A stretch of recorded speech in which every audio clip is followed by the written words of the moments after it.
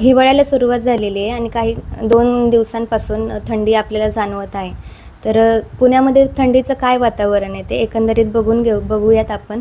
आपल्यासोबत आहेत IMDचे scientist Sanap sir. Sir, काय हवामानाचं वातावरण आहे सध्या? मागील काही दिवसांपासून पुण्यामध्ये आपण बऱ्याच ठिकाणी बघतो आहे की तापमान जे आहे ते सरासरीपेक्षा कमी आहे.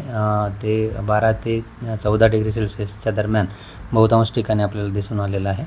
आणि त्याचं मुख्य कारण म्हणजे की हवेतील जी आर्द्रता आहे त्याचं प्रमाण कमी झालेलं आहे.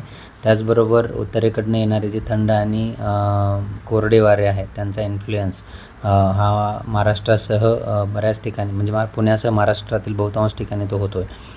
आणि या सर्व कारणांमुळे तापमान हे कमी होताना आपल्याला दिसतं आहे. आणि येणाऱ्या 4 ते 5 दिवसांचा जर आपण अंदाज बघाल तर ही परिस्थिती थोडीशी बदलण्याची शक्यता आहे, ज्यामध्ये तापमान 1 ते 2 डिग्री सेल्सिअसनी 15 तारखेपासून परत वाढण्याची शक्यता आहे.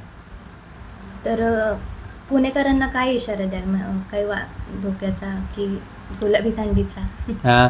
सध्या असा काही हे नाही आहे, वॉर्निंग्स वगैरे नाही. वॉर्निंग्स टेम्परेचर रिलेटेड वॉर्निंग ज्या आहेत त्या जर हिवाळ्यामध्ये तापमान हे 10 डिग्री सेल्सिअसपेक्षा कमी असेल आणि जर ते सरासरीपेक्षा 5 डिग्री सेल्सिअसनी कमी असेल तर अशा वेळी आपण कोल्ड वेव्ह किंवा शीतलहरींचा आपण हे देतो, वॉर्निंग्स देतो.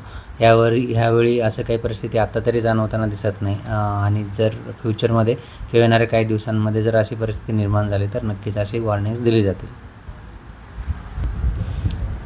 तर आपण आता पाहिलं की सानप सरांनी माहिती सांगितल्याबद्दल. आता पुण्यामध्ये काही धोक्याचा इशारा नाही आहे, शीतलहरींचा काही दिसत नाही आहे. तर पुण्याहून मी पायल पोटभरे, पुणे 24 तास.